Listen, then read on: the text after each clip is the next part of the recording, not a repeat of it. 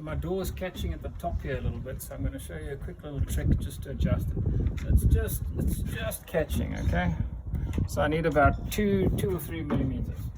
So if you have a look here, I put the one screw in to see where I'm going.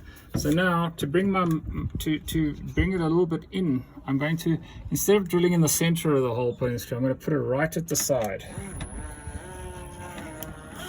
So that should give me my 2 or 3 mils. So not in all the way. I'm going to loosen this one first, and then I'm going to drive that one in all the way.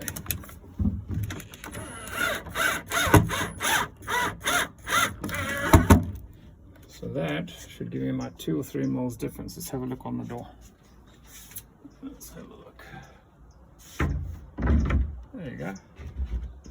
See? Just a quick little trick just to adjust the door.